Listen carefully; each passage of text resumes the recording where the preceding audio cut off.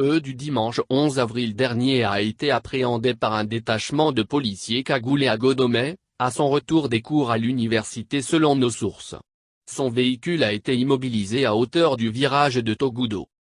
Selon les informations reçues, les gardes du corps du professeur et son chauffeur ont été débarqués et maîtrisés après l'immobilisation du véhicule.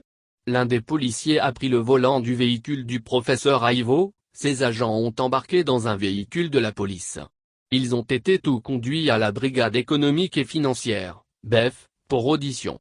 On apprend que jusqu'à 21h30, le constitutionnaliste Aivo est toujours sous interrogatoire tandis que ses gardes du corps et chauffeurs sont relâchés.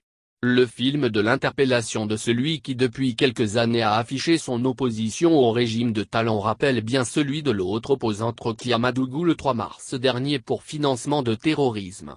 Elle avait été aussi arrêtée sans convocation ni mandat en pleine circulation sur la route de Cotonou à la sortie de la ville de Porto Novo. On reproche au professeur les faits d'atteinte à l'autorité de l'État et appelle à manifestation insurrectionnelle. Ses proches redoutaient son arrestation. Depuis la mise aux arrêts de l'ancienne ministre, les proches de Aivo redoutaient déjà qu'il soit également inquiété pour les mêmes motifs. Et même Rokia Madougou l'a prédit lors du meeting de Porto Novo à l'issue duquel elle a été arrêtée. Pour rappel, avant l'élection présidentielle de dimanche dernier, des manifestations de différentes intensités ont été enregistrées dans certaines localités du Benin pour rappeler la fin du mandat du président la nuit du 5 au 6 avril 2021. Avant le professeur Aivo, plusieurs personnalités de l'opposition ont été interpellées, quelques jours avant le scrutin présidentiel.